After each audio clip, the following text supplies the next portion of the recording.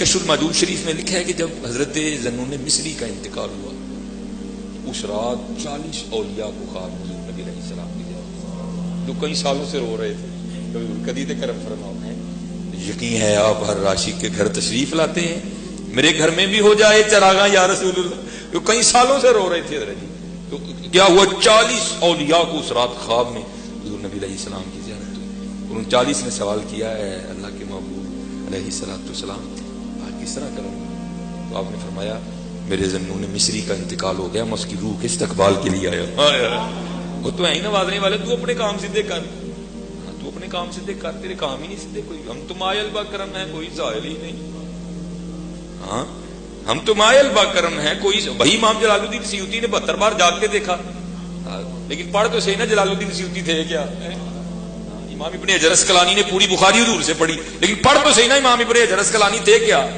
حضرت دیکھ تو صحیح ان کے معاملات کیا تھے نہیں اس طرح نہ کرو اپنے معاملات درست ہمارے معاملے نہیں درست قرآن کچھ کہہ رہا ہے ہم کچھ کر رہے ہیں قرآن ہمیں کوئی ڈائریکشن دے رہا ہے ہم کسی راستے پہ چل نکلے ہیں یہ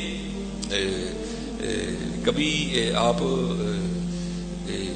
یوٹیوب پہ لکھیں گے نا حافظ صابر علی صابر یہ ہمارے سیالکوٹ کے ساتھ ایک علاقہ سبڑیال یہ وہاں درویش آدمی تو اللہ کا شکر ہے یہ ان کا تیسرا عرس تھا تو اس عرس پہ بھی جانے کا اللہ نے موقع عنایت فرمایا سب سے آخر پہ تو اس دفعہ حضرت وہاں بزرگ تھے انہوں نے بات سنائی پھر مجھے سمجھ آ گیا کام خراب کیسے ہوتا ہے وہ بزرگ ملک صاحب ان کا نام تھا انہوں نے اس پہ حالانکہ وہ واحد یا مقرر نہیں تھے لیکن سارا ہی مجمع اڑا دیا انہوں نے وہ کہتے ہیں کہ گرمی بڑی تھی بارش نہیں برسی تو شاید اگر آپ نے کبھی یوٹیوب پہ دعا بھی سننا فصابر علی صاحب ایسے آئے نا کبھی اچھا ماشاءاللہ حافظ صابر علی صاحب ابو پال والے حافظ صابر علی صاحب جب دعا مانگتے تھے نا تو حضرت اتنا عجز ہوتا تھا اتنی رقت ہوتی تھی کہ سننے والا کہتا تھا بابے نے اللہ نے منا ہی لینا وہ ایسا عجز تھا بھائی وہ کہتے ہیں نا جو تقوی سے ہوتی نہیں دعائیں مستجاب وہ وقت ہیں کچھ خاص وہ یہ رنگ ہوتے ہیں وہ ہر بندے نے آ کے کہنا حافظ صاحب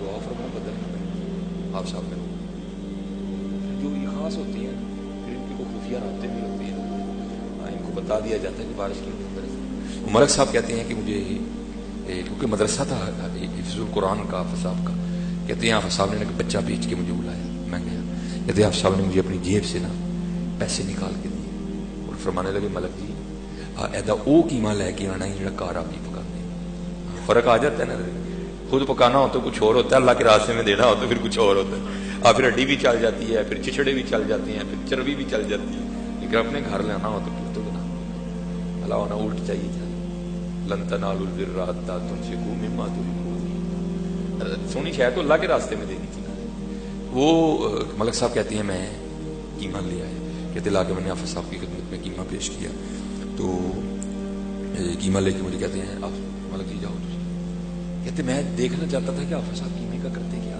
لیکن مجھے آپ نے بھیج دیا کہتے گیا میں بھی کوئی میں باہر جا کے چھپ گیا کہتے حافظ صاحب نکلے اور بھوپال والا مین اڈے پہ جانے کے 2 راستے تھے ایک مین ایک پچھلی سائڈ سے پتلی گلی تو پتلی گلی والا راستہ تھا نا آپ کہتے ہیں آپ صاحب اس راستے پہ چلتے کہتے ہیں میں بھی پیچھے پتہ نہیں بابوں کے کیا رنگ ہیں کہتے تھوڑا سا آگے جا کے کہتے ہیں ملک صاحب چھپ چھپ کے نہ ہو میرے نال ہی آؤ اللہ کہتے میں ساتھ چل دیا کہتے ہم بھوپال والا مین اڈے پہ گئے اڈا کراس کر کے آگے نا وہ کھیت تھے کہتے ہم کھیتوں میں اتر گئے کہتے جب کھیتوں میں اترے تو وہاں جا کے کیا دیکھا کہ ایک ہوتی ہے اور کوئی شاید گاڑی والا جاتے اسے اٹ کر گیا تو اس کی پچھلی ٹانگیں ٹوٹ چکی تھی اور اس نے بچے بھی دیے وہ ظاہر خود بھی بھوکی تھی بچے بھی دودھ پی رہے تھے دودھ آ نہیں رہا تھا تو بچے بھی آسمان کی طرف منہ کر کے رو رہے تھے اور وہ بھی رو رہی تھی فرماتے ہیں صابر علی صاحب نے قیمے کا شاپر کھولا اور جا کے نا اس کے سامنے رکھ دیا پتہ نہیں کتنے دنوں کی بھوکی تھی جھپٹ پڑی وہ قیمے پہ اس نے رج کے قیمہ کھایا اور کھا کے نا وہ کہتے اس نے پھر آسمان کی طرف منہ کر کے وہ آواز نکالی کہتے جب ہم گئے نا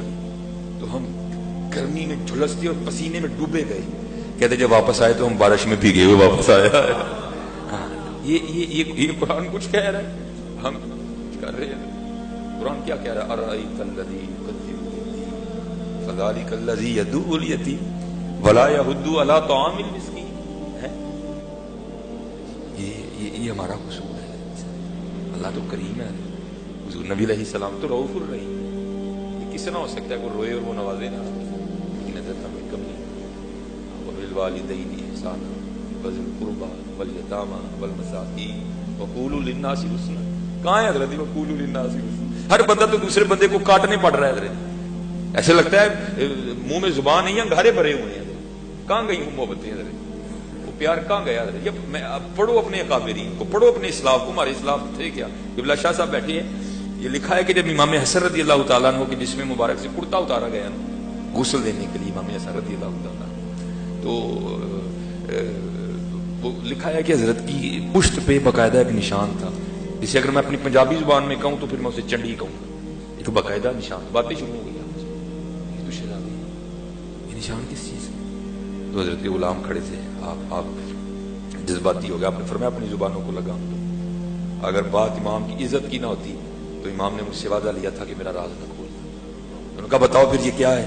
آپ نے فرمایا یہ نشان ان بوریوں کے ہیں جو امام حسن رات کے اندھیرے میں اپنے کندھے پر اٹھا کر یتیموں کے گھروں میں چھوڑنے جایا کرتے ہیں.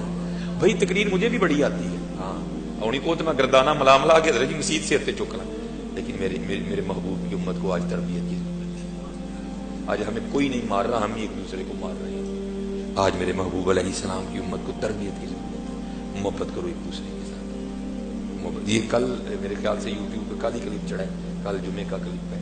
یہ ابو داؤد شریف میں ہے کہ نبی علیہ السلام نے فرمایا جس کا مفہوم ہے کہ اگر کسی شخص کو غصہ آ جائے، آتا ہے نا ہم سب کو، لیکن حضرت جی آتا بیوی پہ ہے، ہاں جن کو کہنا کا کرے، آتا غریب پہ ہے، آتا اپنے نوکر پہ ہے. کبھی کسی کو ڈی ایس پی پہ غصہ ہے؟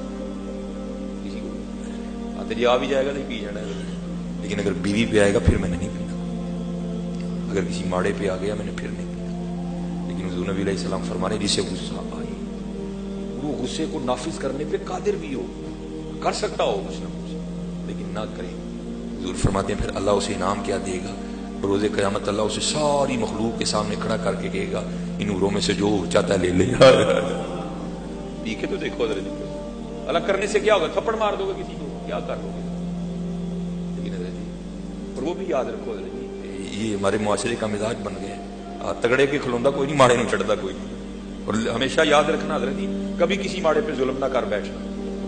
مولا علی مشکل کشا رضی اللہ تعالیٰ عنہ فرماتے ہیں طاقت والے سے تو ڈرنا لیکن کمزور سے اس سے بھی زیادہ ڈرنا. اسی نے مولا علی سے پوچھا حضور طاقت والے سے ڈرنے کی تو سمجھ آ رہی ہے، مارے گا آگے سے کچھ کرے گا، لیکن کمزور سے کیوں ڈروں؟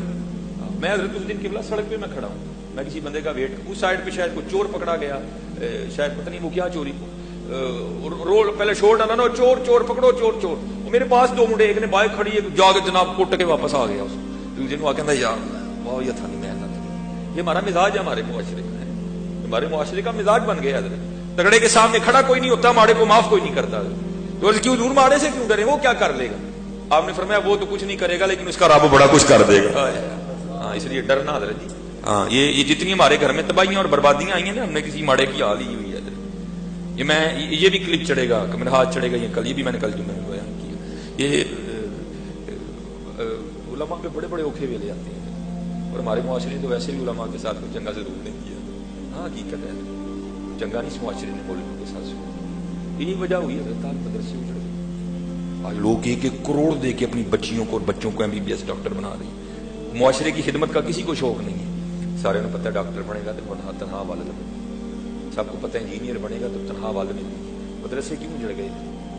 سب کو پتہ مولوی بنے گا کی لگنا 12,000 8,000 10,000 1,000 یہ یہود و نصارہ کی سازش ہے جو ہم پہ نافذ کی گئی اور ہم نے اس کو قبول کر لیا. یہ بولا میں آج بھی لاہور 2 پروگرام میں نے لاہور کر. میرے دوست ہیں لاہور، ظلم دیکھو اس معاشرے کا. میں نے لاہور تقریر کی، وہ میرے دوست مجھے اکثر بلا تقریر کر کے نا ہم ان کے روم میں چلے گئے. تو آج تو چلو میں نے پگ نہیں باندھی، وہ پگ میں ابا بھی بڑی باندھتا ہوں. میں نے لگتا ہے جی پتہ نہیں کوئی 200 سال پرانا بابا آ گیا. تو کچھ باتیں بابوں والی ہیں.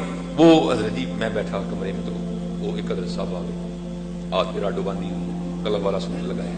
پھر میرے دوست ہیں نا اس مسجد کے امام اور ان کو آ کے کان میں کہتے ہیں، اب بہرا تو میں بھی نہیں، میں بھی سن رہا ہوں. وہ کہتے ہیں حضرت صاحب کو دعا کرو، میرا بڑا بیٹا نا منی تو کافی دیر ہو گئی ہے، تنہا 60,000 ہی تھی، وہ 5واں منڈا بھی ہو گیا. حضرت صاحب کو دعا کرو. اب میں ان کو دیکھ رہا ہوں ان کے چہرے پہ کئی رنگ آئے، کئی